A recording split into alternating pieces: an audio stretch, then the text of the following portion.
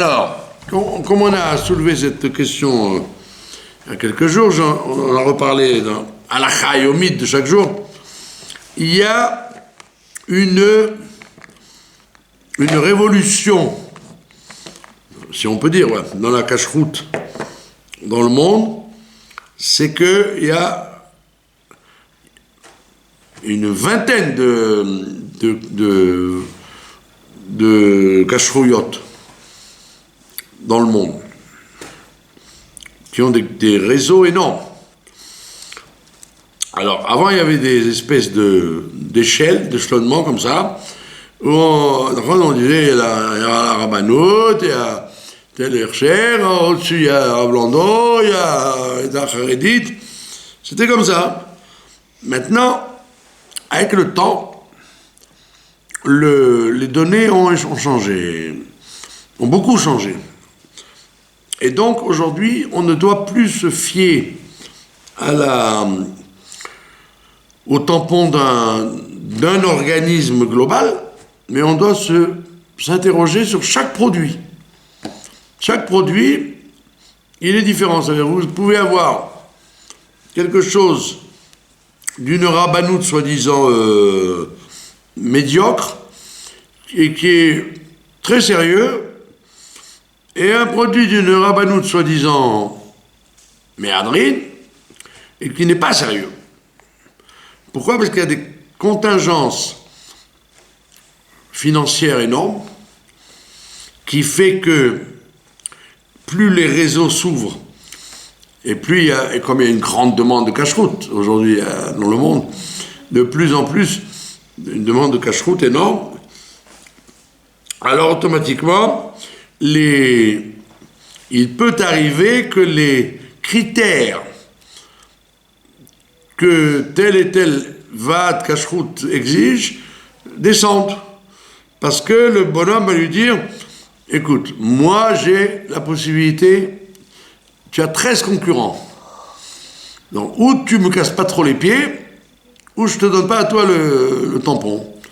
Et donc, automatiquement, comme beaucoup de vadés cache-route sont à la recherche de gains, parce que si vous avez un produit, il va éclater, il va très bien se vendre. Donc vous dites, bon écoute, on descend un peu les critères pour que je puisse rester moi sur le terrain. Sinon, le patron lui dit, bye bye, tu n'acceptes pas mes directives à moi, il y en a 13 qui attendent derrière. Donc automatiquement, chaque produit peut obtenir un changement radical, d'avoir été méadrine une fois et puis de descendre de moins en moins méadrine. D'accord ? Il y a même des exemples, comment on dit, géographiques. Avant, la Haïda Haredit ne donnait par exemple son Hercher que dans les quartiers religieux. Ils allaient jamais à King George ou à Baka ou à... Maintenant, ils sont partout. Dans tout le pays, chacun essaye d'être partout. Pas seulement dans le pays, dans le monde entier. Donc, automatiquement, comme il y a énormément de royalties à gagner sur un produit, donc, déjà, tu t'éloignes, tu vas dans des endroits où tu n'aurais pas été à une autre occasion, des endroits où le public n'est pas regardant, mais comme il y a 10 ou 20% de gens qui sont regardants, alors je m'installe là-bas. Et donc automatiquement, il faut de plus en plus de surveillants. Il faut que les surveillants soient de plus en plus scrupuleux. Et très souvent, malheureusement, si un surveillant il voit que la clientèle n'est pas regardante, lui-même il se dit pourquoi je vais me casser la tête ? Pourquoi je vais prendre la patience de vérifier des légumes, s'il y a des vers ou pas, je fais comme ça la khafif. Puisque les clients qui viennent, de toute façon chez eux, ils font pas plus attention. Donc le problème c'est révélé maintenant, ça montre la tzlacha de la cache-route, que quand vous avez un produit, ne fermez pas les yeux, peut-être qu'il a changé, peut-être qu'il n'est plus comme avant, dans les deux sens. Soit il est plus comme avant, c'est-à-dire qu'il est moins bien, ou soit il est plus comme avant, il est mieux. Et donc vous devez vérifier dans chaque Vaad HaKashrut, qu'est-ce qui se passe. Il n'y a pas d'adresse de monopole. La semaine dernière, il y a eu un produit du Rav Lando, et il y a des gens qui ont dit, c'est marrant, c'est fait à Jéricho. Jéricho, mais qui c'est qui amène des mashgichim là-bas? C'est dangereux là-bas. C'est en plein territoire du Fatah. Ils ont téléphoné à Rav Lando, mais ils m'ont dit, on n'a jamais donné un recherche sur ce produit. Parce que les Arabes, ils sont malheureusement, ils sont heureusement obligés d'écrire où c'est fabriqué. Tu peux pas mentir sur tout. Donc ils ont menti. Ils ont falsifié le logo, mais impeccable. Tu ne reconnais rien du tout. Et ce qui a mis la puce à l'oreille aux gens, c'est l'usine à Jéricho. Ils ont dit, mais c'est des gâteaux, des gâteaux, quoi. Donc les gens, ils ont dit, attends, Jéricho, mais le mec, il est obligé, il risque de se faire tuer dans l'usine. Ils ont appelé. Et là-bas, au secrétariat, ils ont dit, mais on ne connaît pas ce produit, Birla, on ne connaît pas cette usine. D'accord? Et c'était du ziouf bien fait. Parce que quelquefois, avant ils faisaient des faux, mais tu voyais que ça bavait un peu, quoi. C'était pas vraiment l'imitation du logo. D'accord? Donc déjà, il faut faire attention à ça. Et régulièrement, il faut remettre sur le tapis le problème de la cache-route. Et également, ne jamais se fier à l'endroit où on achète. Les gens, ils disent, ah, j'ai acheté dans tel réseau, donc c'est bien. Non, le réseau en question, il te dit, ben, monsieur, non, c'est sûr, on ne va pas vous amener du cochon, mais ce qu'on vous amène, c'est pas sûr que ce soit le top. À vous de voir. Donc les gens, ils sortent des étagères, ils mettent dans la charrette, et arrivé à la maison, ils disent, attends, mais est-ce que c'est vraiment ce que je voulais que j'ai acheté? D'accord? Et c'est pour ça, comme j'ai dit, je répète, c'est le grand klal, on ne doit pas manger Hercher en disant, le logo, il est bien, allez, je prends. On doit manger kasher, c'est-à-dire chaque produit, faire une enquête renouvelée, quoi. Ne pas s'endormir sur nos lauriers, d'accord? Voilà, donc ça c'est très important. C'est pour ça que, comme on a vu les bonbons là, hein, vous pouvez avoir des choses qui n'exigent pas. Dans la cache-route, il y a deux choses.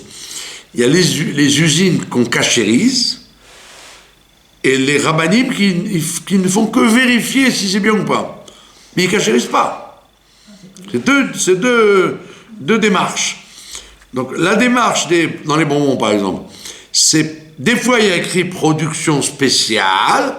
Donc effectivement, ils ont changé la ligne de cache-route. Ou alors tout simplement, et c'est la plupart du temps, ils surveillent pour voir si c'est bien, mais ils ne changent rien du tout. Ils voient que l'usine, elle n'a pas de produit interdit, elle dit c'est bon.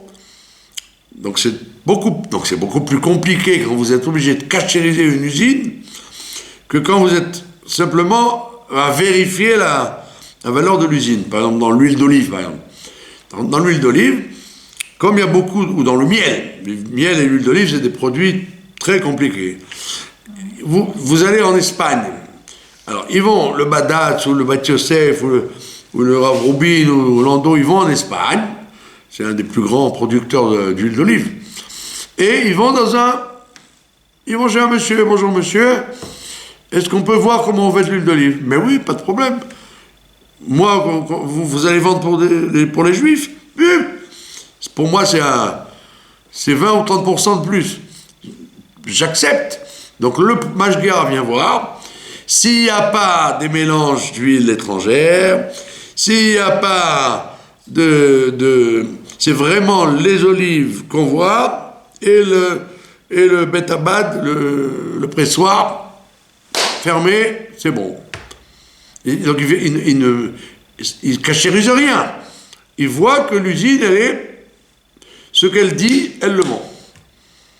Maintenant, quand il voit qu'effectivement, comme dans beaucoup de marchands d'huile arabes, dans le nord, là-bas, en Galilée, etc., soi-disant huile arabe et tout, de village, vous rentrez là-bas, hop, vous vous rendez compte, pitam, qu'il y a d'autres bidons qu'on fait venir de je ne sais quoi, et qu'on mélange avec l'huile. Ah, et d'où ça vient?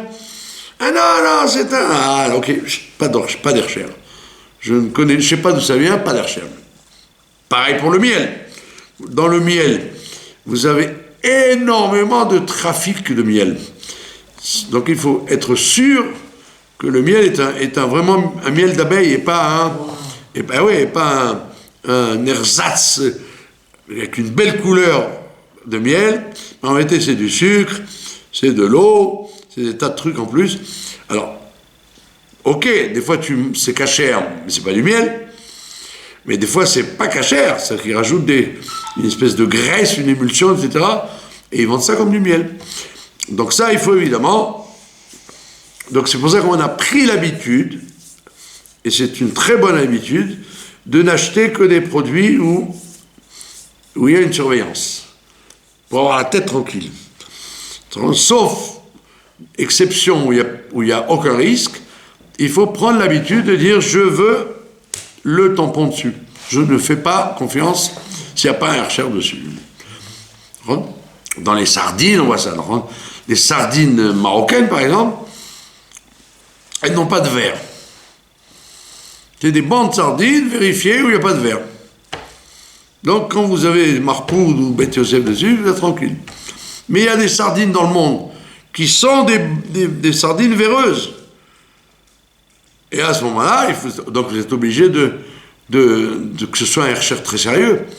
Parce que c'est très dur à vérifier. Vous allez chaque fois vérifier à l'intérieur et la tête, etc. Donc, il faut se renseigner quel groupe de cacheroute vous achetez et quel problème il peut y avoir.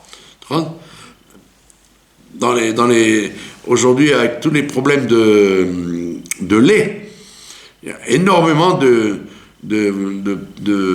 cacheroutes qui font du lait non juif, Chalav Nochi. Parce qu'ils se basent sur la permission du Rav Moshe Feinstein de ce qu'il y avait à l'époque de Chalav Nochi en Amérique. Mais des fois, c'est pas sérieux. Des fois, c'est pas obligé que ce soit du Chalav Nochi kasher. Des fois, il y a du Chalav Nochi avec des mélanges de graisse d'ailleurs. Donc, il faut faire très attention en disant bon, c'est Chalav Nochi, mais moi j'ai confiance parce que. Mais non, si on ferme les yeux sur une chose, peut-être qu'il ferme les yeux sur d'autres choses aussi. Et ça, il faut le vérifier. D'accord? Et surtout qu'aujourd'hui, il y a une quantité innombrable, incalculable. Aucun Vaad Kashrut ne peut savoir dans le monde le nombre de produits qu'il y a. Impossible. Vous ne pouvez pas savoir. Surtout qu'aujourd'hui, chaque pays, malgré l'antisémitisme et tout, les Chinois, ils sont désireux de vous faire de la cacheroute, les Thaïlandais, les Turcs, tout le monde veut faire de la cacheroute parce que n'oubliez pas une chose, il n'y a pas que les Juifs qui mangent kasher. Les musulmans dans le monde sont les plus grands consommateurs de cacheroute. Plus que nous. Ben, ils sont plus nombreux. Nous sommes... Non, mais vous auriez pu dire, ils vont se faire une cacheroute à eux.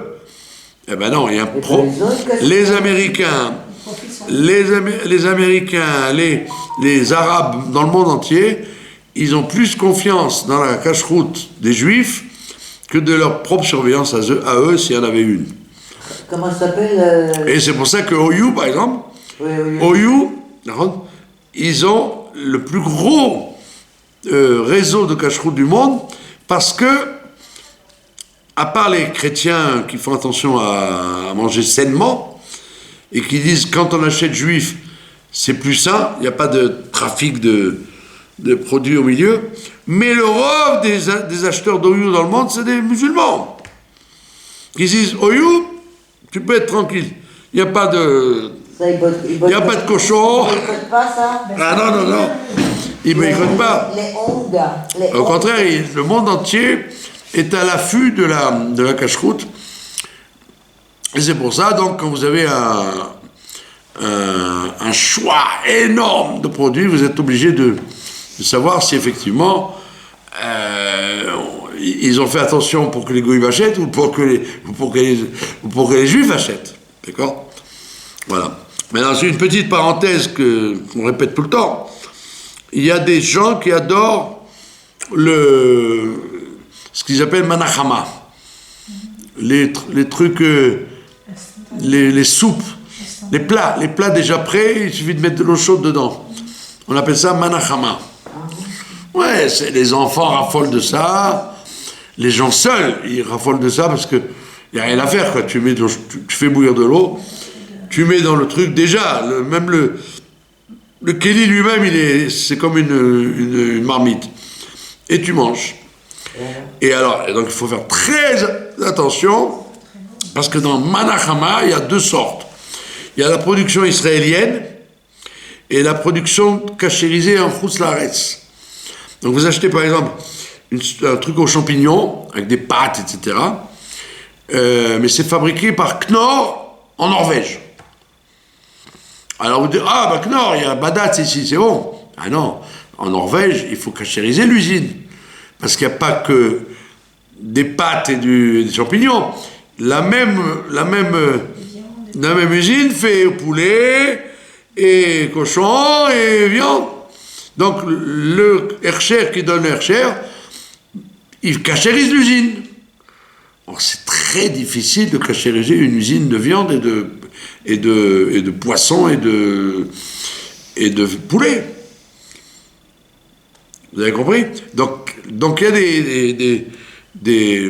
des gens qui disent, des rabbinim qui disent, il vaut mieux acheter israélien parce qu'en Israël, tous les plats cuits comme ça, banachama, il y a toujours il y a toujours un hercher de rabbanout au moins. Donc c'est sûr qu'il n'y a pas de tarif dedans.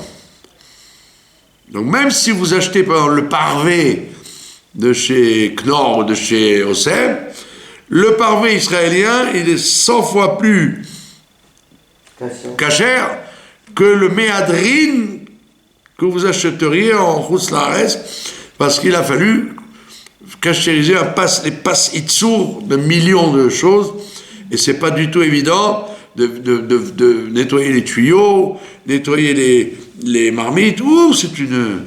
C'est un grand cassement de tête. Donc des fois, on te dit, il vaut mieux acheter israélien, pas méadrine, au moins tu es tranquille, qu'il ne peut rien avoir de plus, sauf si tu fais attention à la Shemitah, et c'est Shemitah, que d'acheter un méadrine de Chutz Laaretz qui a demandé une équipe, une vraie équipe. C'est comme si vous cachérisiez un hôtel, vous cachérisiez une usine de soupe, de plats chauds comme ça. D'accord? Pareil pour le vin. Le vin aussi, il vaut mieux, comme en Israël, tous les cache-routes qui font du vin, ils sont scrupuleux qu'il n'y ait dans la manipulation, depuis les vendanges jusqu'à l'embouteillage, que des gens religieux, que des gens au moins Shomer Shabbat. Au moins Shomer Shabbat, pas forcément des chassidim et des sfaradim, des fois des gens traditionnalistes, mais qu'on sait qu'ils sont Shomer Shabbat. Et donc à ce moment-là, vous êtes tranquille, parce que en plus pour nous qui faisons attention que les goïms ne regardent pas. Donc quand vous achetez un vin israélien, en règle générale, s'il y a un hercher dessus, vous êtes tranquille qu'il n'y a eu ni manipulation de goïm sur le vin, ni même regard des goïm. Parce que quand c'est embouteillé et fermé, là on s'en fiche, une fois que ça sort de l'usine, on est tranquille. Alors qu'en Chutz La'aretz, tous les vins qu'ils font, eh ben, à moins que ce soit des vins qui appartiennent à un viticulteur juif, que tout est à lui, sinon c'est que des cachérisations, de Bordeaux, etc. Ils cachérisent le vin, donc c'est déjà plus complexe, donc il vaut mieux encore une fois, le Rav Mordechai Eliaou, il disait, si tu fais kidouche, ne fais que kidouche que du vin israélien. Que tu boives à table un vin chilien ou argentin ou français, bechavod. Mais pour le kidouche, au moins, vin israélien. Vous avez compris? Voilà, c'est à peu près le topo de mise à jour de la cache-route dans le monde. Et comme vous avez dit tout à l'heure, les Turcs et les Chinois, ils nous aiment pas, ils nous critiquent, mais dès qu'il s'agit de vendre du kasher, ils sont là, ils vous ouvrent les usines, ils vous ouvrent les permissions. Ne vous inquiétez pas, l'argent n'a pas d'odeur. Voilà, ça c'était pour la halakha. Maintenant, nous allons passer à la paracha. Maintenant, dans la paracha, comme chacun sait, c'est la paracha de Shemot. Maintenant, la haftara, dans la haftara, si vous avez fait attention, et je suis sûr que vous avez fait attention, Encore, on fait le varma. dans la haftara, il y a une machloquette entre les Ashkenazim et les Sfaradim. Sur la haftara. Quelle haftara lit-on? Ah bah c'est pas Mais alors que, au cours de l'année, en général, c'est très souvent la même, mais il y a des exceptions. Oui, il y a des exceptions. Et alors, le rabbi pose la question, il dit pourquoi Admor Hazaken a-t-il choisi l'haftara des Ashkenazim? Il y a deux haftarot qui n'ont rien à voir. L'haftara des Ashkenazim, c'est dans Isaïe, Isaïe 27, alors que les Sfaradim, c'est dans Jérémie 1. D'accord? Alors le rabbi dit pourquoi le Admor Hazaken a choisi la haftara des Ashkenazim, qui est apparemment, quand tu la lis, est plus éloignée de Shemot que celle des Sfaradim. Les Sfaradim, la haftara ressemble à la paracha. Elle t'explique la galoute et les Égyptiens et tout ce que...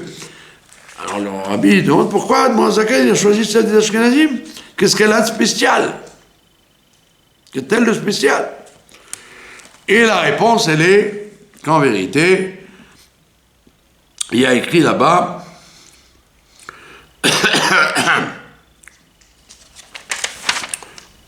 il y a écrit là-bas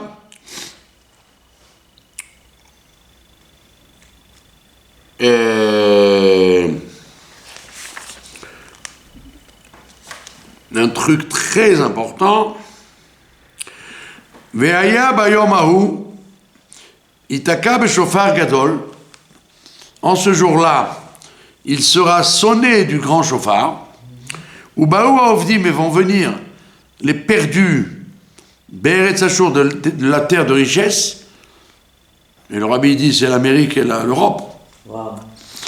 Ve'anidachim eretz Mitzrayim, et les repoussés de la terre d'Égypte, c'est tous ceux qui étaient à l'époque en Syrie et en Russie. Mitzrayim, l'étroitesse. Ve'ishtachavu l'Hashem, ils vont se prosterner devant Dieu. Be'ar HaKodesh b'Yerushalayim. Donc ça c'est déjà pourquoi on prend celle-là, pour allusionner déjà dans la galoute Mitzrayim, puisque dans Shemot il n'y a que la galoute, il n'y a pas un signe de Géoula. Au contraire, ça s'enfonce. Et ça termine mal, puisque au lieu que Pharaon, monsieur, soit convaincu des menaces de Moshe, il dit oh, vous perdez un peu trop de temps à parler de délivrance, hein? Allez hop, enlevez-leur la paille, qu'ils se débrouillent. Donc la galoute Mitzrayim, elle est encore plus forte à la fin de Shemot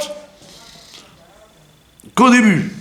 Shemot, il rentre en Égypte, il y a Yaakov, ça commence à tourner mal, mais à la fin, ça s'aggrave.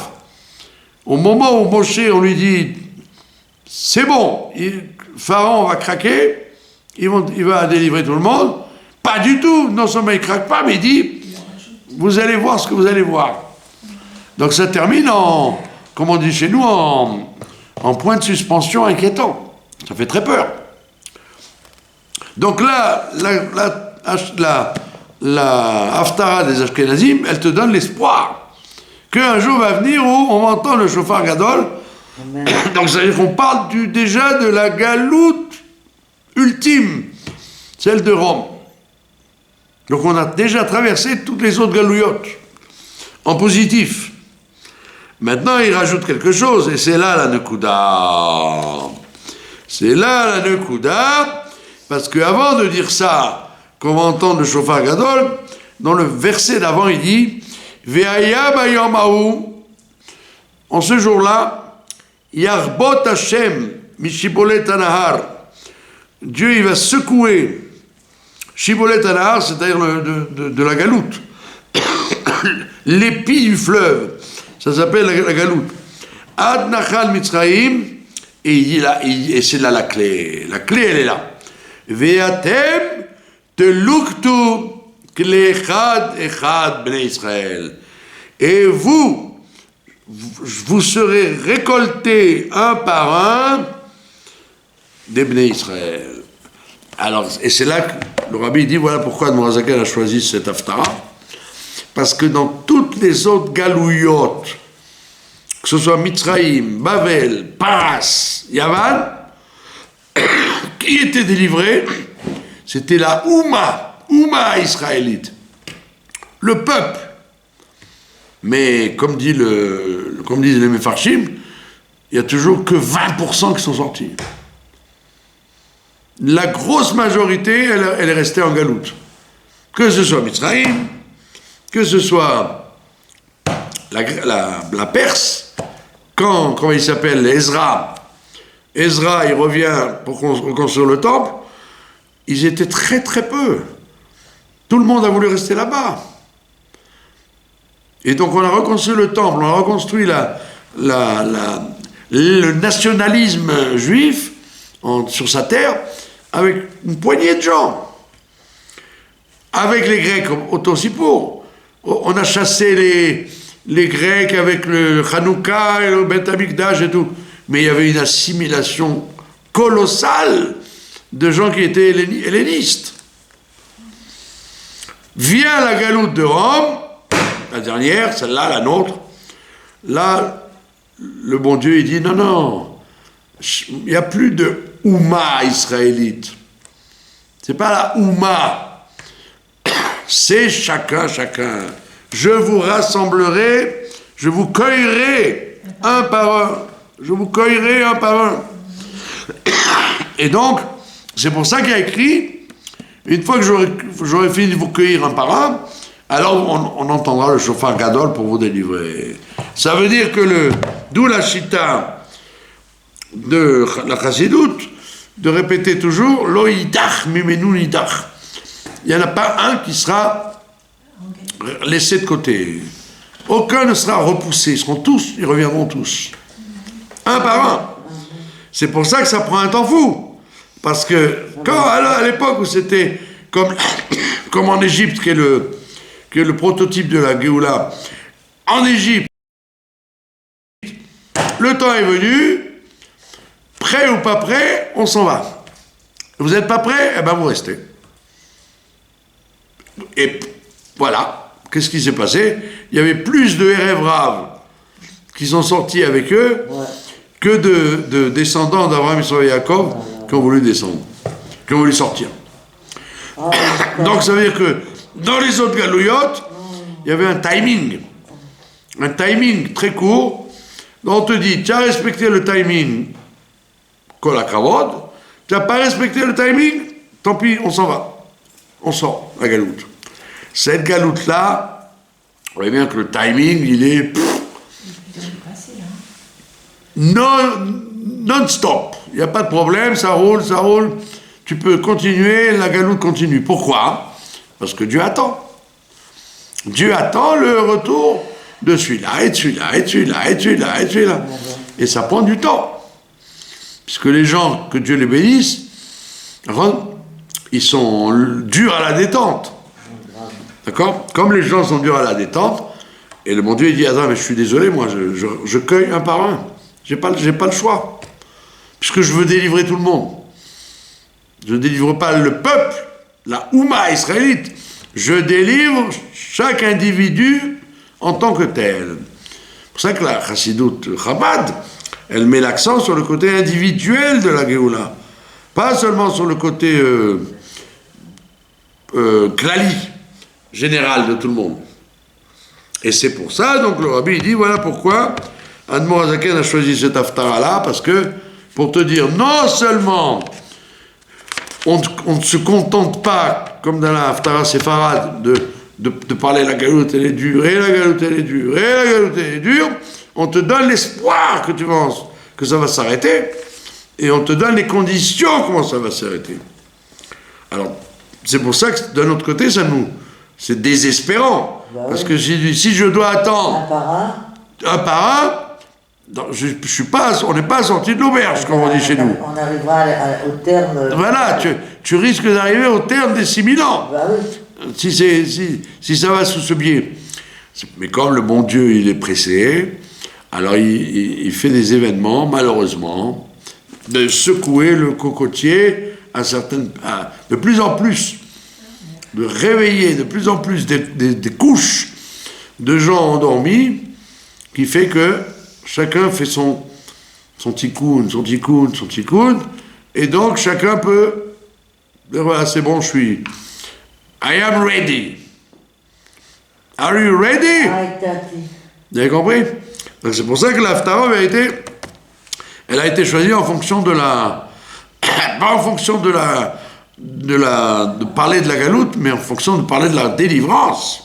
Parce que ce qui nous intéresse à nous, c'est pas la dureté de la galoute, on n'a pas besoin de ça, on le vit. C'est la Haftara dans le Dvar Malchut. C'est la Haftara, certainement, du Dvar Malchut. C'est le Minak Rabat, c'est de faire comme les Ashkenazim dans cette Haftara-là. Vous avez compris? Maintenant, comme le Rabbi, il a mis l'accent beaucoup sur le fait que des fois, tu n'as pas tellement de mérite, et donc, si tu dois attendre la fin du processus, quelquefois, ça use. Alors, c'est pour ça qu'on te dit, il faut demander à en sortir. Si tu ne demandes pas à en sortir, comme il y a le côté dans le Shemot, que les Béné Israël, ils écrit Vaït Tsakou, ils ont crié. Et il a écrit Vaïzakou, et ils ont hurlé. Et en vérité, ils ont crié, ils ont hurlé, mais quand tu vois, pourquoi ils ont crié, ils ont hurlé? À cause de la dureté de la galoute. Pas parce qu'ils voulaient la Géoula. Parce que quelquefois, on a beau te dire, prépare-toi à la Géoula, Beth Amikdash, Mashiach, monde changé.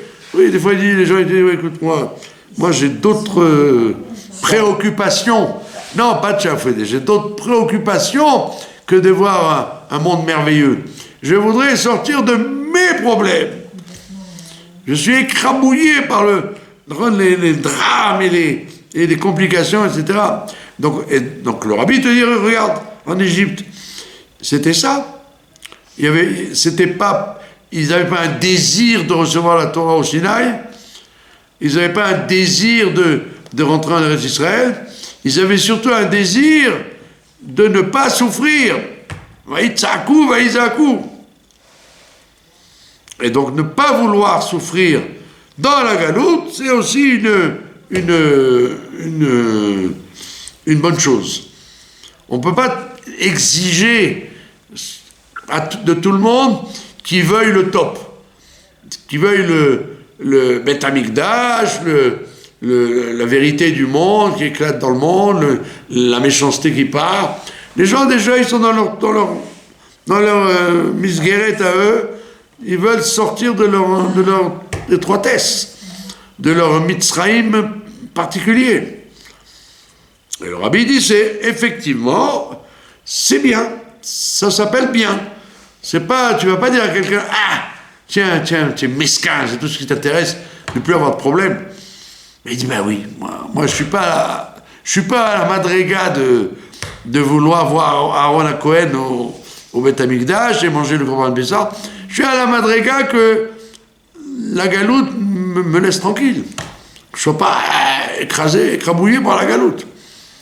Et là-dedans, il y a Vaïtsaku, Vaïzaku. Quelle différence entre Vaïtsaku, Vaïzaku? Alors on dit que Vaïtsaku, les Mefarshim, ils disent, Vaïtsaku, ça veut dire ils ont crié. Tsaka, Admatei, n'en peut plus. Il y a un deuxième niveau qui s'appelle Vaïzaku. Ça veut dire que tu n'as même plus la force de crier. Il y a quand il y a une souffrance tellement grande que tu ne cries même plus. Tu es, comment dire, effondré. Et donc il y a deux prix. La prina où tu es encore fort, comme les gens qui disent « Ah, j'en peux plus, on n'en peut plus, c'est très dur, ah, j'en peux plus ». C'est déjà bien. Tu es encore dans un état où tu peux crier. Mais il y a des gens, ils n'ont même plus la force. Ils sont envahis. Ils sont dans une zaka. Zaka, ça veut dire le cri du cœur. À l'intérieur d'eux-mêmes, ils n'en peuvent plus. C'est pas lié avec le désespoir et le pessimisme. C'est lié avec un phénomène objectif. Qu'il y a des fois des situations où tu te dis, mais qu'est-ce qui se passe? Ma Corée. Alors maintenant, il y a les gens, ils parlent en ce moment que de ça, quoi. Les gens en otage. Mais vous oubliez une chose, dans le monde, il y a encore plus d'otages, des mariages mixtes, et des juifs assimilés, et des gens qui souffrent. Il n'y a pas que nos petits otages de Simchat Torah. Il y a des gens qui sont dans une situation très compliquée. Ouais. Et c'est pas forcément plus agréable que d'être pris en otage par le Hamas, d'être pris en otage par l'Occident, par les goïms de Paris, des universités américaines, etc. C'est pas de la tarte. Ouais. D'accord? Mais malgré tout, on dit, dans l'obscurité de la galoute de Shemot, il y a le bout du tunnel qui est donné par Isaïe, qui te dit, Bezrat Hashem, ce jour-là, on va être délivré. Ouais. Et c'est pas par hasard que le chapitre, c'est le chapitre 27 de Isaïe, Ishaya Kavzaïn. Et pourquoi 27? Parce que Kavzaïn, c'est Zach. Ça veut dire pur. Ça veut dire que la raison de la galoute, c'était de nous nettoyer, de nous purifier. D'accord? Et que, quelquefois, si tu mérites, si tu fais beaucoup d'efforts sur toi-même, tu as une purification dans la douceur, et quelquefois, on te purifie comme les Havdil, comme on nettoie un habit au pressing.